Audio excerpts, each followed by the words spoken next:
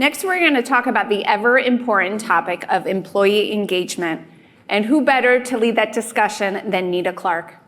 Nita has a long tenure in the space, and today she will discuss the progress of improved engagement in workplaces and examine what barriers remain. Please join me in welcoming Nita Clarke.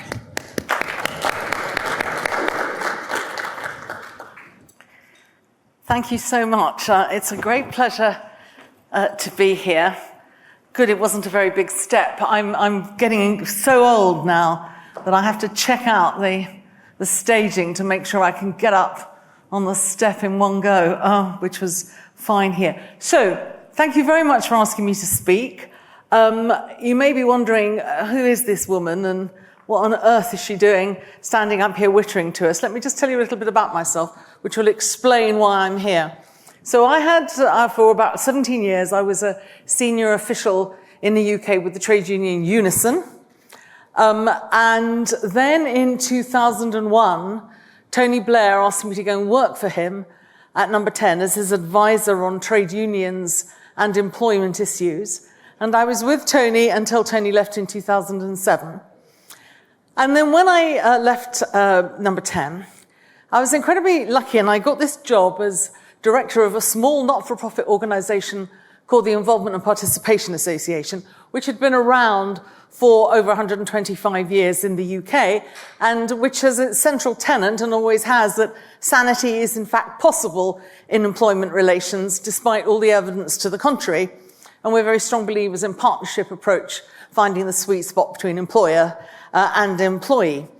But when I, as I say, got this job, I started, this is 2008, I started reading this stuff that was around employee engagement.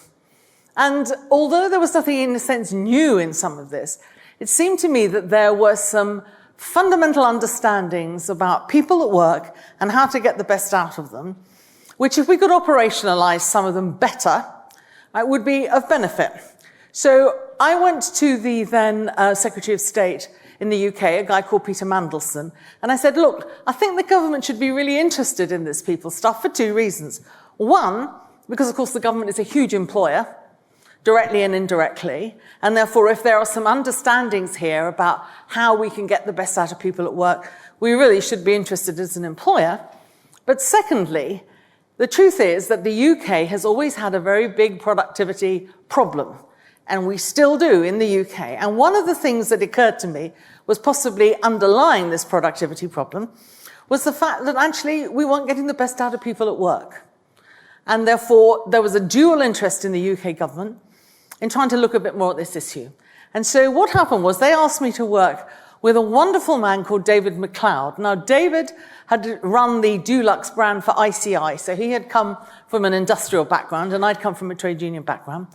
But we worked together, and we produced this report, now it's 10 years old, in 2009, called Engaging for Success. Now, you may well ask me, what do I mean by employee engagement? And I will be honest with you and say, my elevator pitch for this is not necessarily the absolute best. And I will give you an example of this. I was very lucky, well, David and I were both lucky. We got the OBE, which is a British award for achievement, and that's given by the monarchy. And I was very lucky, and when I was awarded the OBE, Her Majesty the Queen gave it to me. Now, what happens is you go to Buckingham Palace, and you all line up, there's about 100 of you, and they tell you what to do. You go up, you shake Her Majesty by the hand, you curtsy, shake her by the hand, she pins the beautiful star on you, and off you go. So, all went well, very well, up to the point I didn't fall over. I was wearing kitten heels. They sank in the carpet. I didn't fall over. I got to in front of Her Majesty. She's very small. She stands on a dais, and I curtsied and smiled winningly. And she sort of held my hand and pulled me towards her and said, tell me, what is employee engagement? And I said, oh Christ, how long have you got? So I started wittering. I was going, well, it's about getting the best out of people at work and making sure that... And Her Majesty's eyes, unsurprisingly, kind of glazed over. And I could sort of feel my family at the back thinking, oh God, she's lost it. And the clunkies had to come and take me off. And I was sort of jazz handing like something out of a chorus line as I went away. So, you know, sometimes it's a bit difficult to encapsulate this engagement. I've given you two definitions there. I quite like the first because it makes it clear that engaging employees is something an organization could do something about. I mean, in other words, it doesn't descend like manna from heaven. It's something you can do something about. And I also like the fact that it makes it clear that this is, you know, engagement is a two-way process, as it were. This is not something you do to people. It's something that you do with people. And sometimes the employee engagement programs, in my experience, are very much more on the doing to people as opposed to the engaging with people end of the spectrum. But if I'm completely honest with you, I like the second definition. Do you remember when, I mean, this is going to show you how old I am, when Bill Clinton was running for president all those years ago, and his staff, in an attempt to get him to focus on stuff above the waist, preferably, wrote up on the wall, "It's the economy, stupid." In other words, focus on the thing that matters. Now, my version of that is really simple. It's the people, stupid. Because it's not that people are your best asset. It's the people are your only asset at the end of the day. Right? Because however good your systems or your IT or your capital investment or your whatever is, the simple truth is if the people who work for the organization either don't care enough or aren't enabled to do the job that you want them to do, you may as well be standing on the top of this hotel chucking money away. Because if I said to the CFO in an organization, "Oh, it's okay if the computers only work a third of the time," think I was insane, right? So how come only a third of the workforce, certainly in the UK and elsewhere, is actively engaged? How can that be right? Just think of that waste of potential that there is, and think of the impact that it has on individuals who feel frustrated at work. And I was given a very good example of this when we were writing the report. We met a woman in South Wales who told us that she'd worked for an organization for 20 years, and she had, a couple of years earlier, new management had come in. And she said, and you know what? They asked our opinion about things in the business. And because they asked our opinion, I bothered to have one.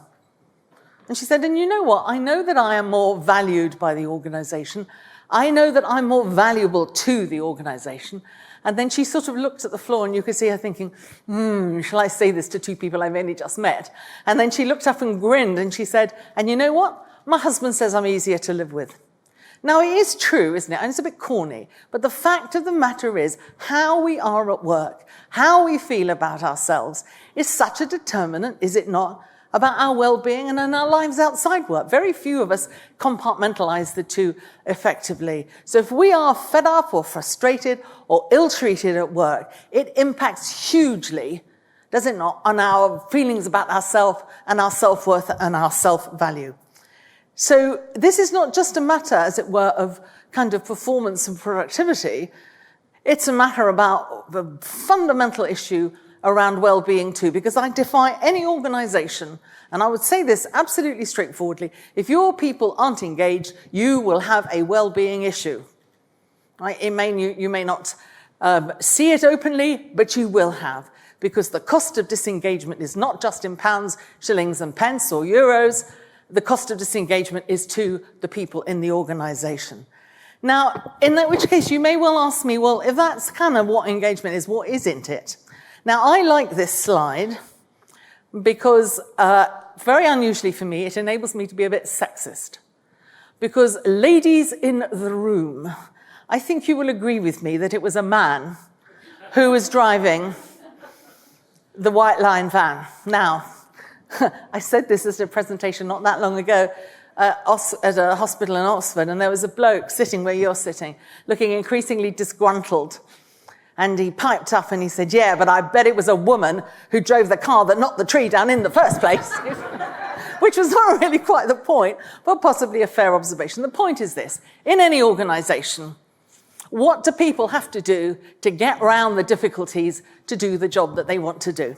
What obstacles are you putting in their way? And the most common thing we hear when we go around doing this work on engagement is, I love my job, but it's as if they do everything they can to stop me doing it.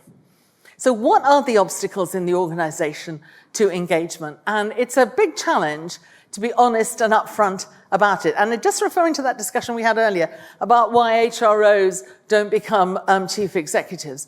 Well, one of the reasons, it seems to me, is because organizations actually pay lip service to the people issue. The culture in the organization is such, you do the people over here, that's far too, how can I put it, it's not an important enough or significant enough job for the chief executive. He, she delegates it. And in those organizations, people are not front and center. In those organizations, people are still basically being treated as widgets.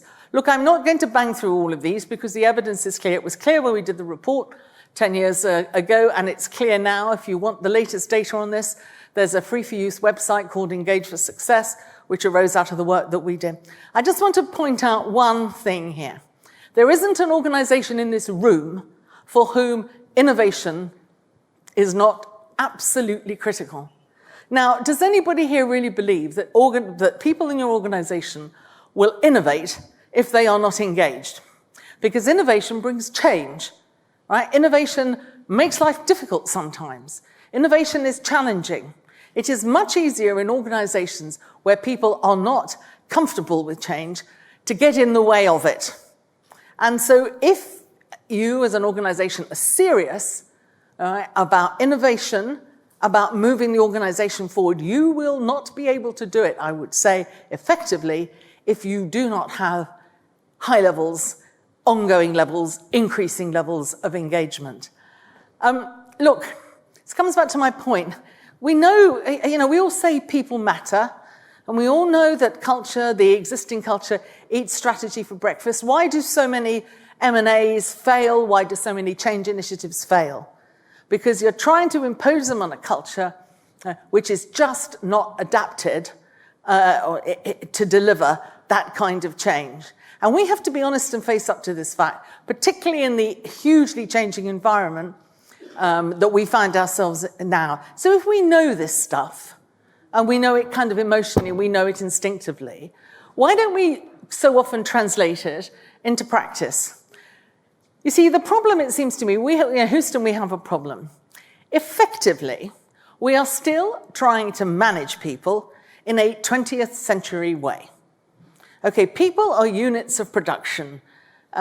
Therefore, we have to have command and control in the organization, and therefore we have to have bureaucracy, and therefore we have to have hierarchy.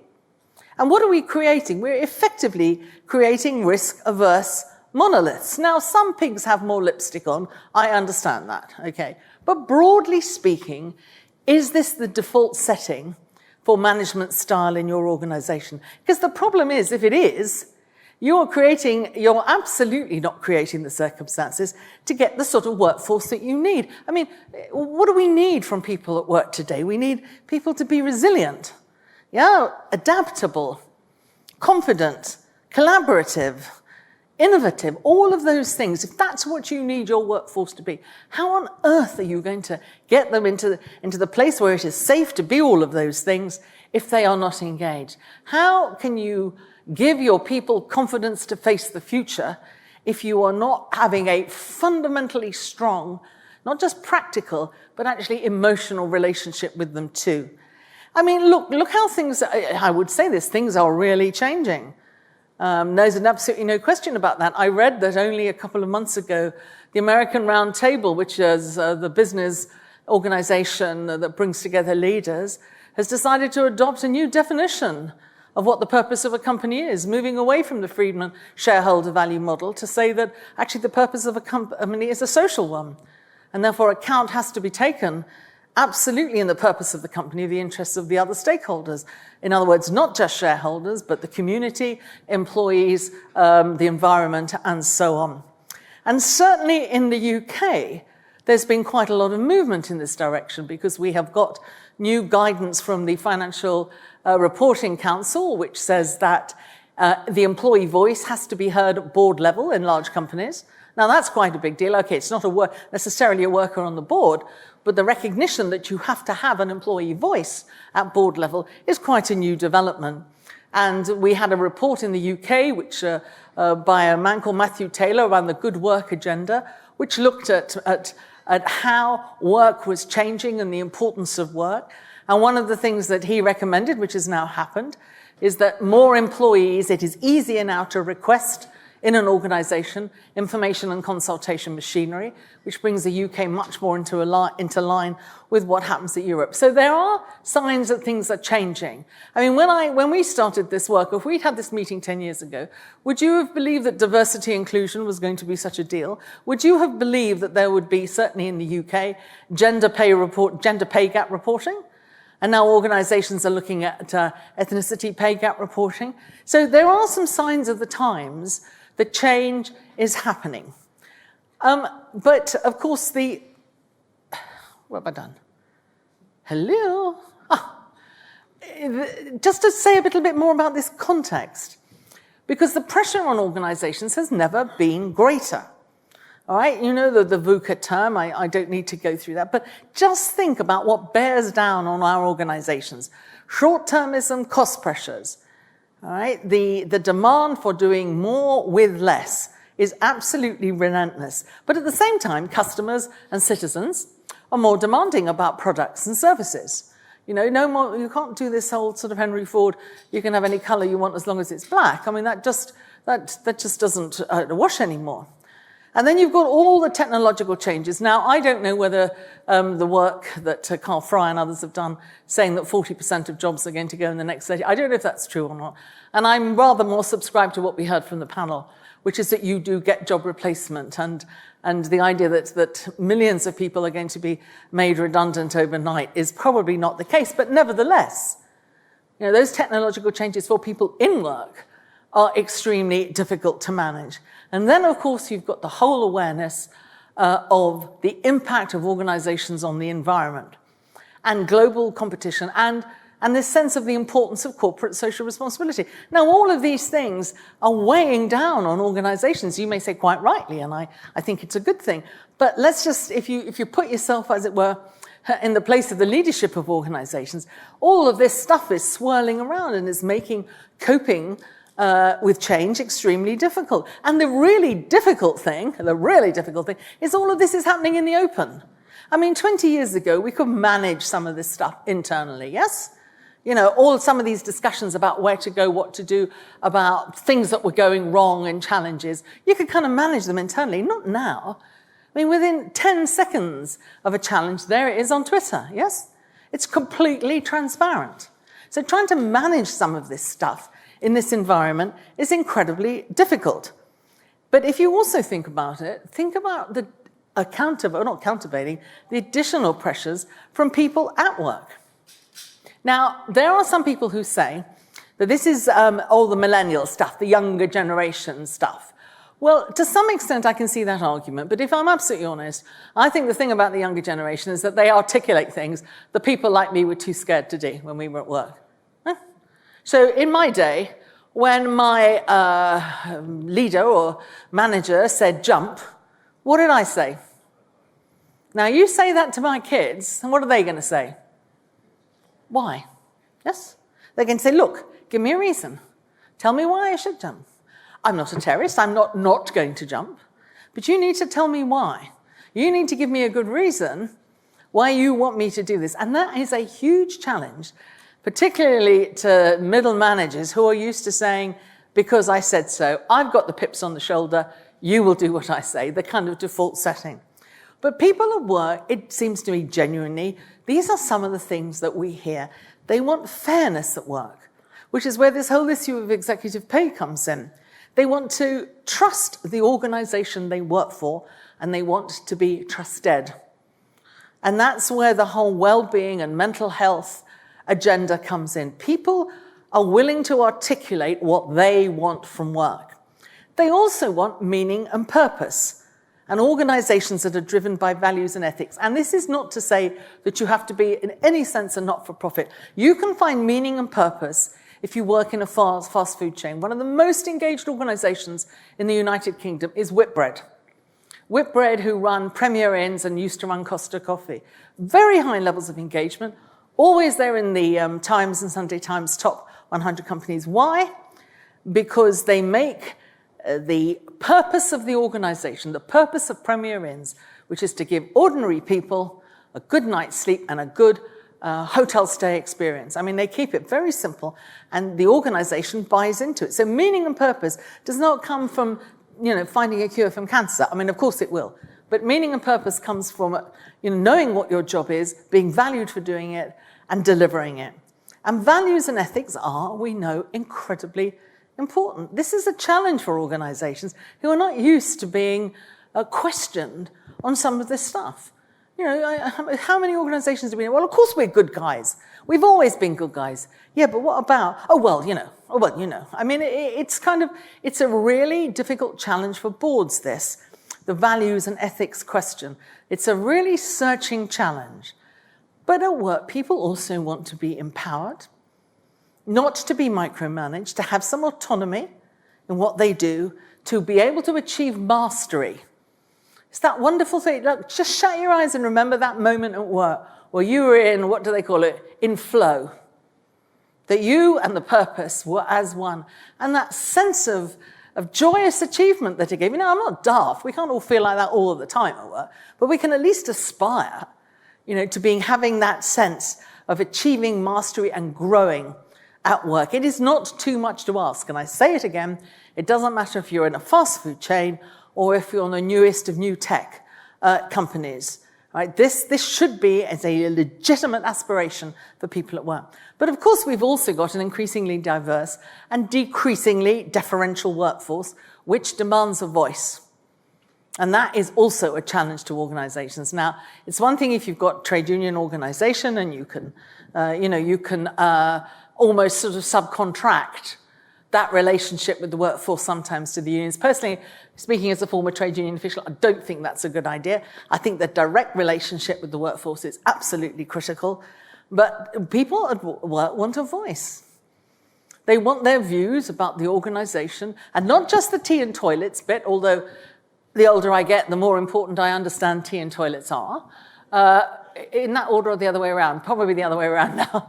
10 years ago, it might have been tea and toilets. Now it's toilets and tea. Anyhow, you don't want to know any of this. But my point being here that, people at work are, they really want to have a voice. They want to be heard, which is where I think this whole thing in the UK about how you listen to employees at board level is really quite interesting. Now, in continental Europe, obviously, there are many and varied ways in which this works. But in the UK context, this is quite a big deal. So we've got these external pressures on organizations and these internal pressures on organizations.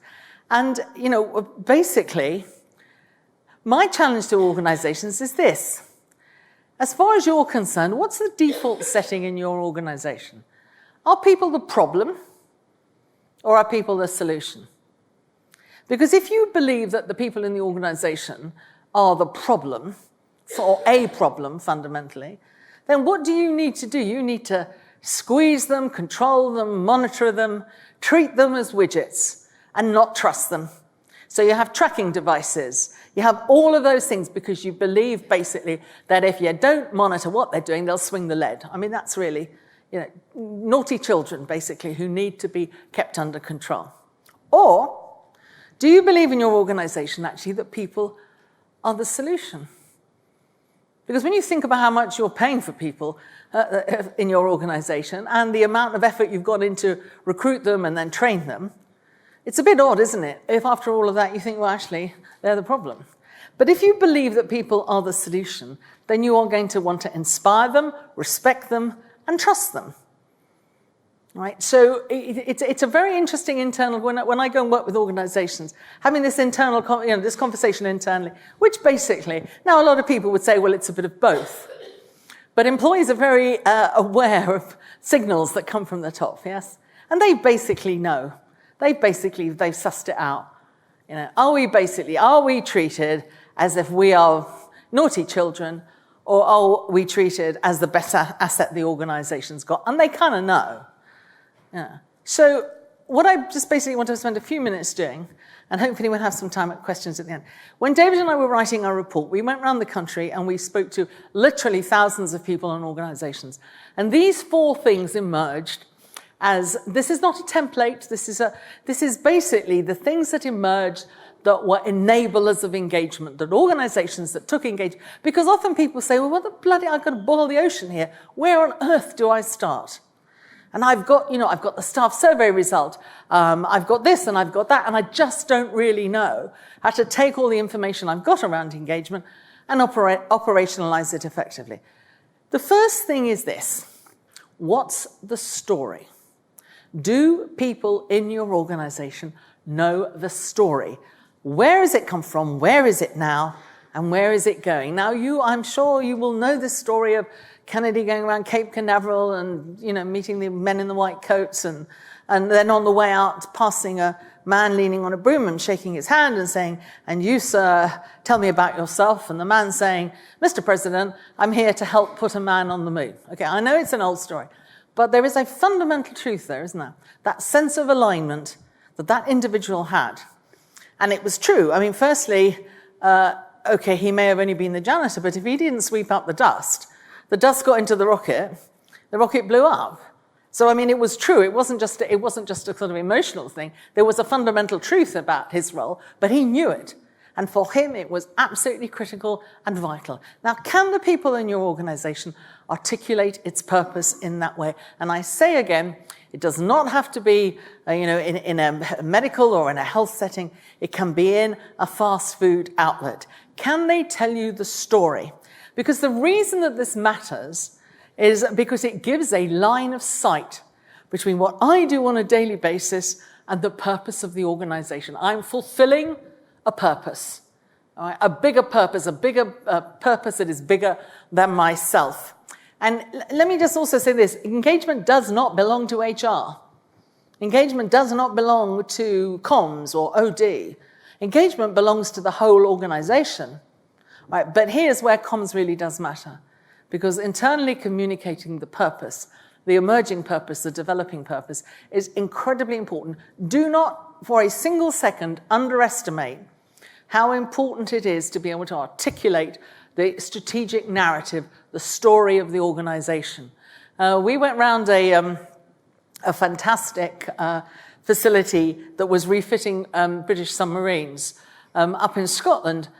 And what they'd done is they'd drawn the rich picture of the submarine coming in, stripping it out, refitting it, all around the wall of the canteen.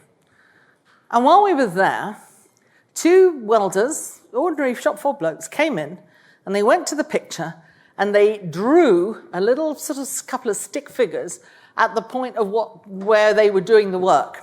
And everybody in the canteen got up and went to have a look. Now, what were they doing? They were as it were, expressing in real time their contribution to this hugely important thing, refitting the submarine. The sense of ownership was absolutely palpable. And nobody thought it was odd that they'd done that. And when we looked at the picture, you could see loads of other bits where people had drawn their thing on. This is an incredibly powerful thing because it also helps take you through the bad times. Because if you've got challenges, if you're going to have to talk about redundancies and other things, if you can explain where your strategy fits in to the big picture, you will find life a lot easier than if it's a series of uncoordinated announcements that aren't hooked onto anything. So the first thing really, really matters is the strategic narrative. The second is this. We are very, very bad about this in the UK. We make people managers because they were quite good at the job they last did. And doesn't tell you anything about how good their people management skills might be. And the reason this is completely bloody crazy, folks, is because we know people join organizations and leave managers. And they leave because of managers. So how does that work? Making sure that the line and upwards, that they are not, well, obviously you would expect a certain element of process managing. What is the most important thing that managers do? It is manage and develop their people. And if your model is still that your managers are basically the disciplinary police, then you are missing out in a hugely important thing. And if you look at the reasons, I suspect, why people leave organizations, the incompetence and the behavior of line managers is pretty important in that. What a waste of resources. Here are some of the things, in my view. I don't even really like the word managers, if I'm honest with you, because in a sense, managing is this kind of thing you do that, you do down. I prefer leadership. Leadership's what you do to take people upwards. And even if you're managing, as it were, two people, you are in fact leading them. And I think the mindset that gives you is very different. Here are some of the things that we know effective line managers do. Focus their people and offer them scope to do the job that they're being employed to. Treat people as individuals. Now, I know it sounds like a statement of bleeding obvious, but honestly, in so many organizations, people are not treated as individuals. They're treated as, if you treat me as human resource number 2763, well, I'm going to behave, aren't I, like human resource number 2763. If you understand me a little bit, I mean, if you know a bit about me, you know what pushes my buttons, what turns me on, you're going to get a great, I mean, again, it's not rocket science, this. We went to a Marks & Spencer's store where the store had some pretty catastrophic results in terms of sales and very, very low scores on engagement. And Marks & Spencer's have a very strong view about the correlation between the two. And then they noticed that, sort of over a 6-month period, this had all really turned around. So the grand fromages from Marks & Spencer's went down to this store to find out what was going on, what had gone on. And what they discovered was that a few months earlier, a new manager had come in. Okay? So they said to this manager, a young guy, said, oh, what's the magic? What have you done to achieve this incredible turnaround in sales? And the young guy looked at them and said, well, I've just been doing my job. And so they went and they talked to the staff.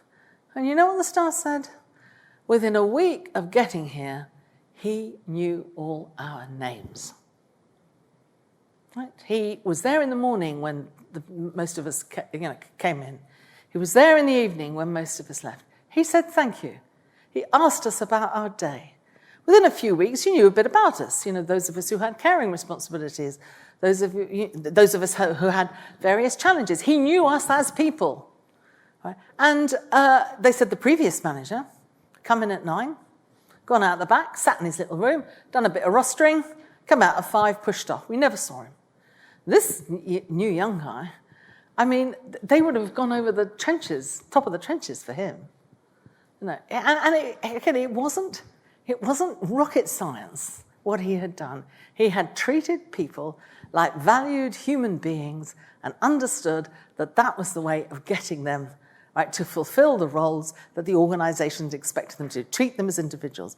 But it's also about coaching and stretching. And there are a lot of organizations that are, in fact, now investing a great deal in helping managers coach their people. And that is a role that many line managers are very unused to doing. Hopefully the new generations as we grow up will find this a lot easier to do. Coaching and not, let me make it clear, this is not about walking past bad behavior. I am not suggesting that we all sit around in a circle wearing sandals, holding hands and singing Kumbaya. That's not what I'm about here. I'm about performance here. You know, but it's about performance that is delivered by enabling people to deliver it. And stretching people. Because there's a wonderful guy, Sir Alan Jones, who was shot on the shop floor, became chairman emeritus of Toyota UK. And he said to us, look, you know, my job as a leader is to enable people the best that they can be. And the point is, they don't know how good they can be. And it's my job to help them, you know, as it were, fulfill themselves and to find out how good they can be. And I thought that was a fantastic thing to say. And it's also absolutely true, because that is how you get the best out of people. The third is this. The third enabler, the third lens to look at your own practice. Do you listen to your employees? Do you listen to them about the job that they do? Now, a lot of you will do, because you will have techniques like Kaizen and others, which will enable you to get employees to contribute to making the task better. If you want to know how to do something better, ask the person who's doing it. I mean, it's a pretty good rule of thumb, but we tend to sort of bring in consultants to do this, that, and the other, when actually people on the shop floor really know, if you ask them, or people at the front line, they know how to make the job better. So it's voice about the job, but it's also voice about the strategy of the organization. You know, there is a wisdom in the crowd that is your employees, and they will understand the challenges to your strategy. They will know. They live in the communities.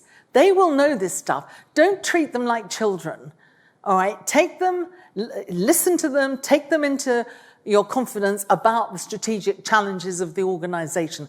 Don't leave it till the last moment when you're having to tell them that you're making half of them redundant. Right? Really listen to your employees. There is that employee voice will help you. It will help you as an organization meet the challenges that you have.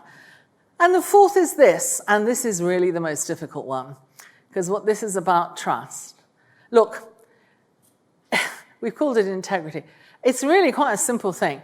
Do the values that you have on the wall, and we've all got values, and some of the values will bring tears to your eyes. Enron had probably the best values I'd ever read. I mean, honestly, I sobbed when I read them. The problem, of course, was that they weren't worth the paper that they were written on. So the point is this. We've all got values on the wall, yes? But what are the behaviors that make those values real? And if people in the organization don't behave in the appropriate way, what happens? What happens? He's too, he or she, they're far too senior to be challenged, so we'll just let them get on with behaving in this way. I mean, if that happens, then the whole ethos of the organization gets contaminated because nobody believes that the values and the behaviors matter. I mean, they've got to be, do you see what I mean? They've got to be congruent. They've got to be displayed on a day-to-day basis. And no matter how senior, if people in the organization are not fulfilling those values or behaviors, or are behaving in a bullying manner, and nothing happens to them, that will crash engagement in your organization quicker than anything else, I'm afraid. And this is difficult stuff here. And just think of the organizations, just think of them, where behavior by senior leaders has effectively brought the organization down. And I say again, part of the problem with this is that it's all happening in in an era of complete transparency. People out there, people in the organization know, and people out there know as well what the reality is. So this is not about, let me just also be clear, a wonderful corporate spin brochure. We are wonderful. People see through that. They don't believe it anymore. Okay, what they believe is the lived day-to-day experience. And when you've got organizations like I'm sure you all use them, Glassdoor, well, it's out there, isn't it? What people think about the organization is out there. I mean, it's not, you can't control any of that. People are absolutely devastatingly honest about the organization and about the leadership. So this is about getting as close as possible congruence between the values of the organization and the behaviors on a day-to-day basis, because that creates trust. And trust is the essential oil in any organization. Those of us who have had the misfortune of working in mistrustful organizations know how absolutely horrible an experience it is, because you just don't know from day to day whether what they're saying is true, is what they say going to happen, is it going to happen, is what they say isn't going to happen, not going to happen. It is corrosive to the spirit. And it is one of the most fundamental underminers of engagement, a lack of trust. Now, people often say to me, okay, in 10 years, has there been a change in terms of this engagement stuff? Answer, yes, I think there has a bit. When we started, David and I, it was definitely this engagement stuff. It was kind of in the fluffy bunny category. It was lovely, lovely people-y stuff, lovely. And, HR go off and do it and get a staff survey and oh my God, I don't like that, let's shove it in a drawer. There was a kind of sense people kind of knew that people mattered, but it was definitely still in the kind of, that's all the people stuff over here. Now, it has moved to the boardroom in many organizations, partly in the UK, as I say, because of the new regulations that means that the annual report has to report on what's happening with the views of the people in the organization. The challenge is this, because actually I know it sounds ridiculous, but it's difficult to do this stuff. The real problem in the boardroom now is making it happen. It's not acknowledging that people matter. So we've done stage one. Stage two, which is what to do about it, what are the strategies that we can adapt internally to make this happen, is still challenging. And that is where, in my view, All right, the future for HR and allied professions is to move from being effectively the kind of, what you might call the thought police for the organization, to coming up with strategies for the organization that will make engagement real. There are not that many CEOs now who don't actually care about any of this stuff. What they want is answers. Yes? How am I going to do this? This is hard stuff. This is challenging. Oh God, what am I going to do? Now, boy, if there was ever a role for a profession in suggesting and providing answers, this is never going to be a better time than this, is it? As our organizations go through change. That seems to me HR stepping up and being, as it were, the people function as opposed to the HR function.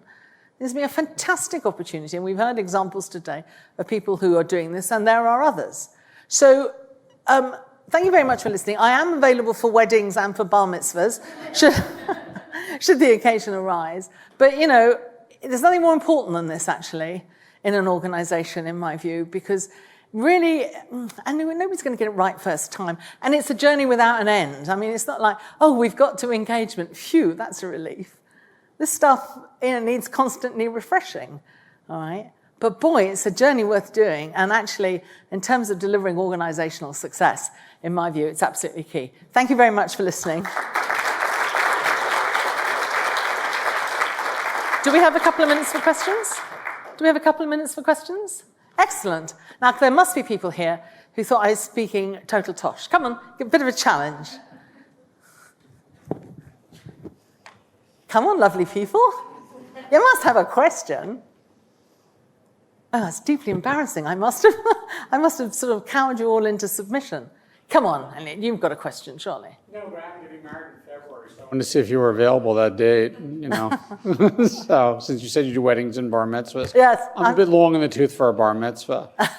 Okay. So, Marks and Spencer, you said, Yeah. is quite keen on the belief that their engagement and their productivity are linked together. Yeah. Do they actually have strong research that suggests that that is actually true from a data perspective? They do. They would say, I mean, they move beyond, in my view, I'd make the claim for correlation. Right. Okay. Marks and Spencers tend to be more in the causation bit.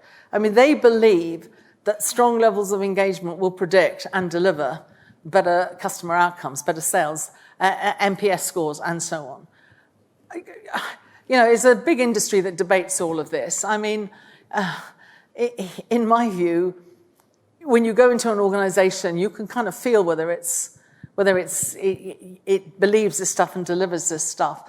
I think that there's sufficient evidence to demonstrate real correlation. If you go back to those things that I said were linkages, things like performance, productivity, health and safety, and so on. There's enough evidence out there. And again, go on to the Engage for Success website, and the latest evidence is up there. I mean, as I say, our report is now 10 years old, and although the fundamental tenets are true, there's been a lot more research done. Now, there are a lot of people which say employee engagement, because you can't necessarily demonstrate it. My answer to that is, look, you know, any organization that doesn't start from the perspective that its people matter is going to find it very hard going when the chips are down and when people can leave and all the rest of it. I mean, you know, in the organizational performance, will you know whether engagement works or not? Is really the answer, you know. Anybody else? Yes, darling. Oh, thank God for that. Yes, there's a lovely young lady. That's me, the lovely young lady, is it? Yeah, well, you'll do, but there's a lovely young lady there which we'll take next. I'll pass over in a second. Thank you very much for your talk. 2 questions. Yeah. When you did the report 10 years ago, what was work engagement then? What level was it at? Well, broadly speaking, I would say that it was about a third of the workforce, in the UK now, Yeah. about a third of the workforce actively engaged. Now, you can cut the figures in various ways, but broadly speaking, I'd say that the figure has gone up a bit, but it's not reached that level at which it's transformational. And part of the reason is because, colleagues, it's difficult to do. Yeah. Yeah. And that's one question. So we haven't seen the huge improvement that you had anticipated when you wrote the report. I think it would take time. I think it would take more than, Okay. And I'd like to make a comment. from my experience, I often think as middle managers are the blockers to actually applying this in their areas of work. What's your comment on that? Look, I feel for middle managers. They are the meat in the sandwich. Okay, they are being KPI'd from the top, all right, and they are being challenged from the bottom. Who would be a manager in this day and age? It's they're not necessarily paid a huge managerial supplement. It's a very difficult job to do. But I think the transformational thing with managers is to see themselves, as I said before, as kind of leaders of their bit of the organization, even if it's only 5 or 6 people or one team. Because if you have that approach and it goes up the organization, it can transform. And there are organizations that have done this. I mean, Airbus, I'm sure, is, but I know more about BAE Systems, where they've done very much of this inverting the triangle, so that the whole emphasis of the organization is delivering to the front line. And that changes the mindset of leaders and line managers. But it is difficult to do, because once you've got the pips on the shoulder, you've kind of achieved, and you learn managerial behavior from the people that managed you, don't you? Let's be honest. It's quite difficult when you've been managed in a certain way to suddenly emerge like a butterfly from the chrysalis, all shiny and new. So these are real challenges. There's the young lady there. Thank you, Nita. That was a great talk. Thank you. As a typical millennial, I have been tweeting and Instagramming during your whole speech, which doesn't mean that I wasn't engaged. I was actually listening to each and every word. But thinking about the senior managers and considering that Generation Z is even worse than millennials, at least that's what the label is, how should we influence, how should we convince the senior managers that are in a different generation that they need to embrace new, innovative ways to engage? I think that's a very good question. One of the things I think that senior leaders need to do is to listen. Is to understand the aspirations of the incoming workforce. Because they will be making assumptions about what people want from work based on what they wanted from work and what their immediate cohort below them. Get them to listen. The younger generation, let me put it this way. If you see them as a threat, God help you. Because they will have ideas about how to do stuff that will be new and fresh. Be open and listen. You can't beat listening in an organization, in my view. Listening, and particular, if there is this sense of young people, oh my God, put them in front of them. Get some focus groups, get them to listen, get them to hear their aspirations. We've done some of this work, and actually what happens is that the confidence that gets inspired in the senior leaders, the challenge then is precisely for the middle managers at that point, because somehow there's been a connection between the kind of new generation and the top. And then there's this sense of, actually our management strategies, our middle management strategies are not delivering what these people want. And that's also a challenge. But you can't beat putting them in front of the CEO and just listening. It sounds silly, but it's about making those emotional connections, isn't it? And many CEOs have got kids who are going through precisely this stuff. And if you say to them, well, would your kids put up with that? Oh, no. Well, do you expect employees here to react in a good way? It's about, does that make sense? Absolutely. Thank you. Okay. Lovely. Thank you very much. You've been a wonderful audience. Thank you.